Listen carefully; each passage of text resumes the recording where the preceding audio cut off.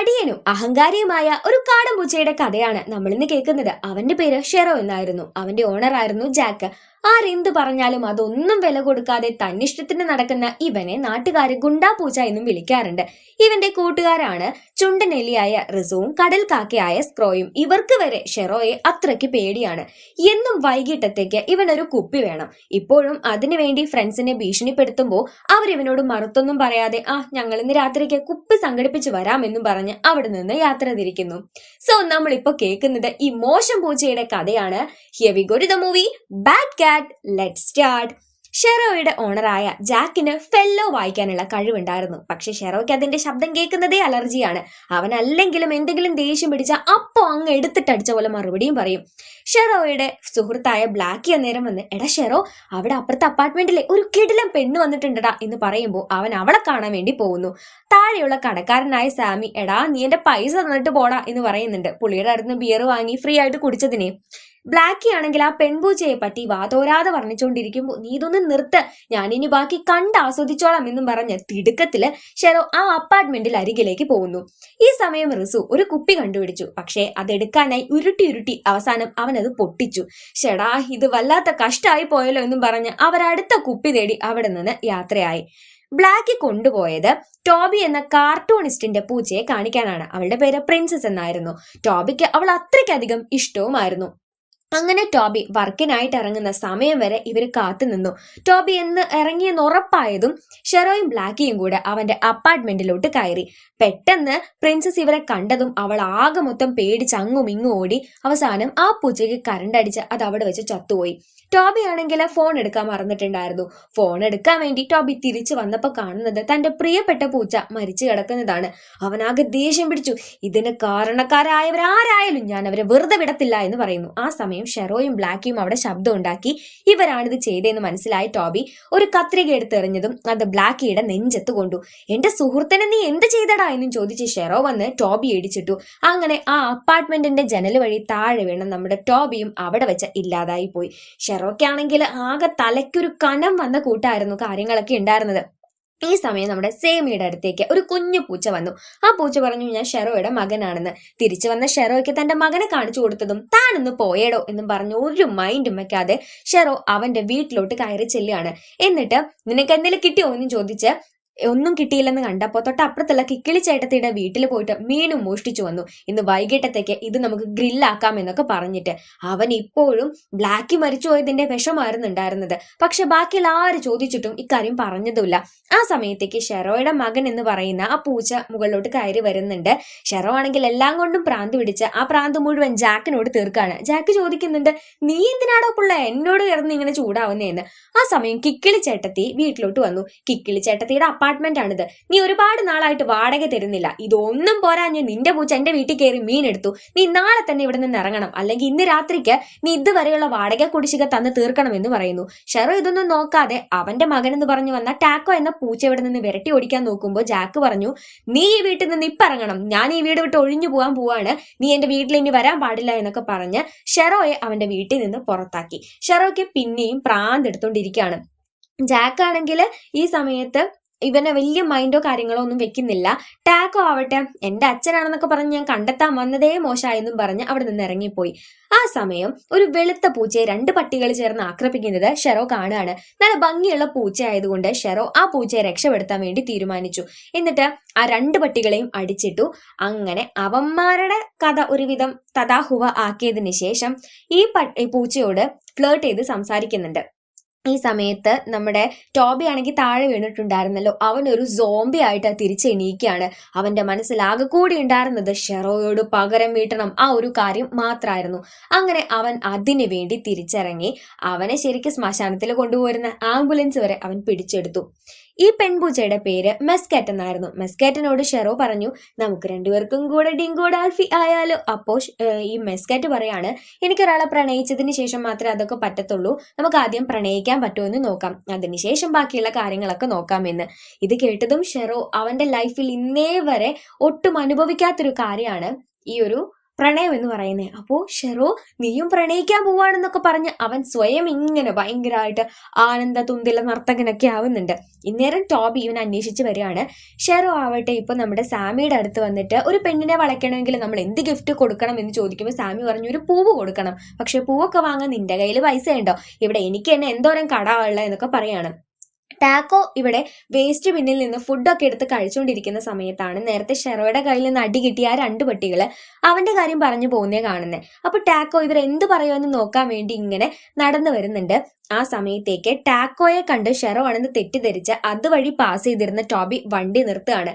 അന്നേരം ടാക്കോ ഒളിച്ചു നിന്നു. ടോബി ആണെങ്കിൽ ആ 2 പട്ടികളെയും കൂട്ടിയെടുത്തോണ്ട് പോകുന്നു. കാരണം ഷെറോയോട് അവർക്കും ശത്രുത ഉണ്ടായിരുന്നല്ലോ.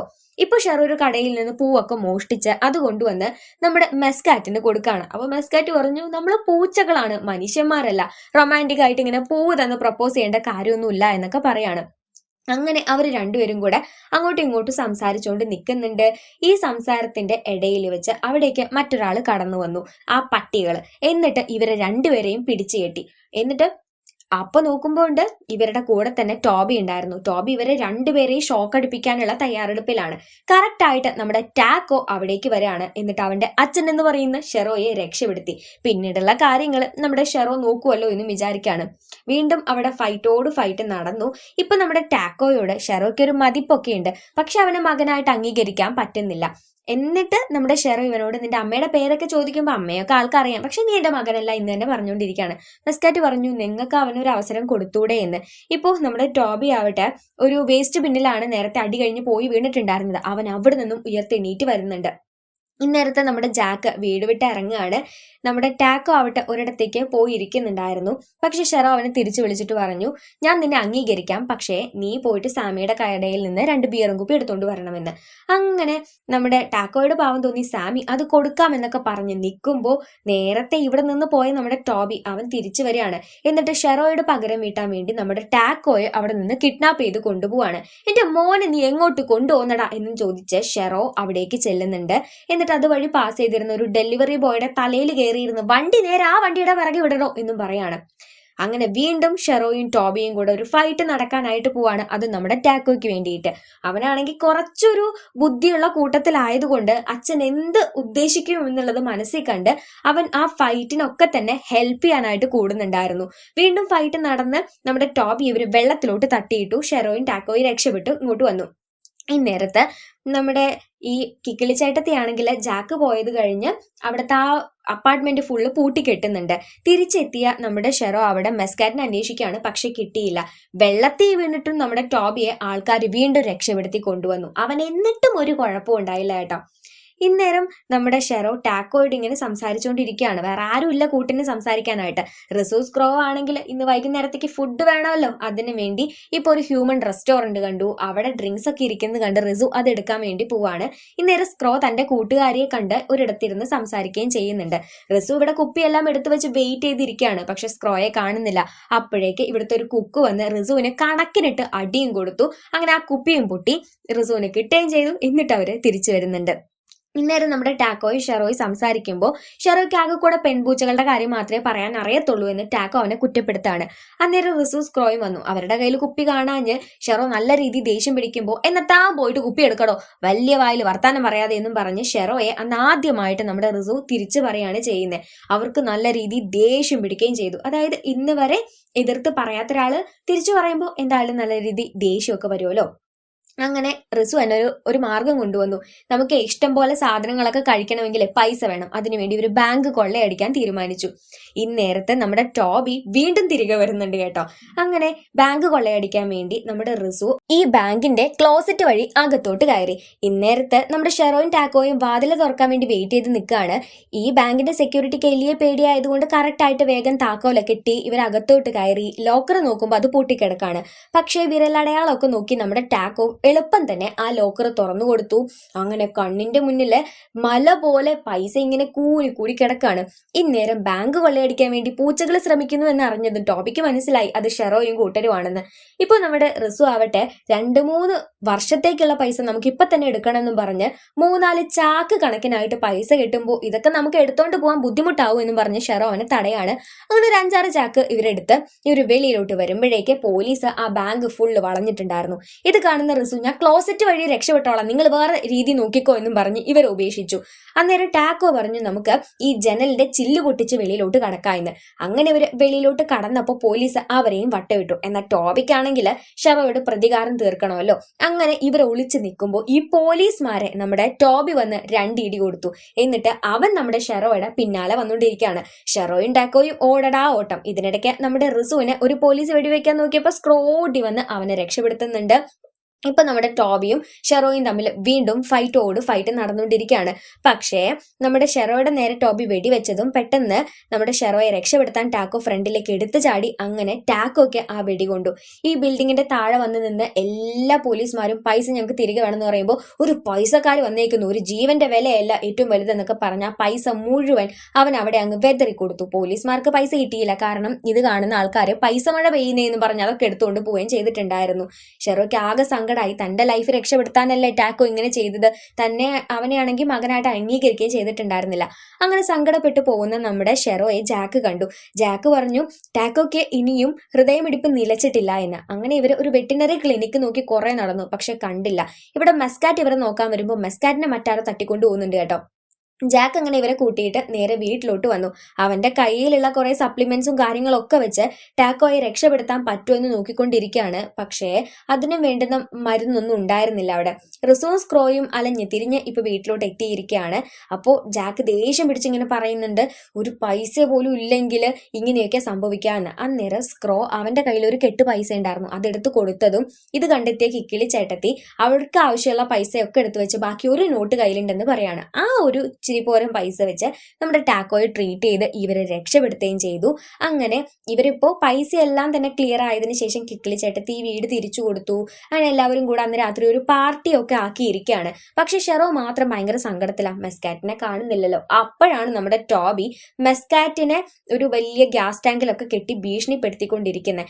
ഈ ടോബിയെ കൊണ്ടുള്ള ശല്യം സഹിക്കാൻ പറ്റാഞ്ഞ് അവിടെ വെച്ച് എല്ലാവരും കൂടെ ടോബിയായിട്ട് ഇടിച്ചിടിച്ചിടിച്ച് പഞ്ചർ പരുവത്തിലാക്കി. ഇനി അവൻ ഒട്ടും തന്നെ തിരിച്ച് വരത്തില്ല എന്ന കണക്കാക്കുകയാണ്. കാരണം അവനെ ഗ്യാസ് ഇട്ട് അതിലാണെങ്കിൽ തീയും വീഴ്ത്തി അവന്റെ പണിയും തീർത്തു. അങ്ങനെ നമ്മുടെ മെസ്കാറ്റ് ഷെറോയെ ഒരു ഹീറോ എന്നൊക്കെ വിളിച്ച് അവർ രണ്ടുപേരും കൂടെ പാച്ചപ്പായി ഗേൾ ഫ്രണ്ടും ബോയ് ഫ്രണ്ടും ആയിട്ട് റൊമാൻറ്റിക് സീൻ സെറ്റ് ആവുന്ന ഒരു സീനിലാണ് 2016 പുറത്തിറങ്ങിയ ബാഡ് കാറ്റ് എന്ന ഈ ഒരു ഇസ്താംബുൾ മൂവി അവസാനിക്കുന്നത്. ഇസ്താംബുൾ എന്ന രാജ്യത്താണ് ഈ ഒരു സിനിമ ഇറങ്ങിയിട്ടുള്ളത്. കുഴപ്പമില്ലാത്തൊരു മൂവിയാണ്, നല്ല കോമഡി ആട്ടോ. നമ്മളിത് ഭയങ്കര ഷോർട്ടായിട്ട് എക്സ്പ്ലെയിൻ ചെയ്തത് കൊണ്ടാണ് കോമഡി സീൻസ് അതുപോലെ വിശദീകരിക്കാൻ പറ്റാതിരുന്നത്. നമ്മുടെ ടോബി വരുന്ന സീനൊക്കെ തന്നെ അവനെ കാണാൻ ഒരു സ്കെയറി ടച്ച് ഉണ്ടെങ്കിൽ കൂടിയും ഭയങ്കര കോമഡി ആയിട്ടുള്ള ഒരു സിനിമയാണ്. പിന്നെ ഇതില് നമ്മുടെ ഷെറോ ആയിക്കോട്ടെ അല്ലെങ്കിൽ ഇതിലുള്ള മിക്ക കഥാപാത്രങ്ങളായിക്കോട്ടെ വളരെ നാച്ചുറൽ ആയിട്ട് നമുക്ക് തോന്നും. ഒരു വിധത്തിലുള്ള ആർട്ടിഫിഷ്യലും അല്ല, ഫുൾ നാച്ചുറൽ ആയിട്ടുള്ള ആക്ടിംഗ് ആണ്. അത് ഈ മൂവി കാണുമ്പോഴാണ് കൂട്ടുകാർക്ക് കൂടുതൽ മനസ്സിലാവത്തുള്ളൂ. അപ്പോൾ ഇന്നത്തെ വീഡിയോ ഇഷ്ടപ്പെട്ടുവെങ്കിൽ ലൈക്ക് ചെയ്യുക. ചാനൽ സബ്സ്ക്രൈബ് ചെയ്യാതെ വീഡിയോ കാണുന്ന കൂട്ടുകാരുണ്ടെങ്കിൽ വേഗം തന്നെ ചാനലൊന്ന് സബ്സ്ക്രൈബ് ചെയ്തേക്കുക. തൊട്ടടുത്ത് കാണുന്ന ബെല്ലൈക്കൺ കൂടി എനേബിൾ ചെയ്യാം കേട്ടോ. വീഡിയോയെ പറ്റിയിട്ടുള്ള നിങ്ങളുടെ അഭിപ്രായങ്ങളും നിർദ്ദേശങ്ങളും എല്ലാം തന്നെ കമന്റ്സ് ആയിട്ട് അറിയിക്കുക. സോ നമുക്ക് മറ്റൊരു അടിപൊളി മൂവി ആയിട്ട് വീണ്ടും കാണാം. അതുവരേക്ക് സേഫ് ആയിട്ട് ഹാപ്പി ആയിട്ടിരിക്കുക. Tata bye.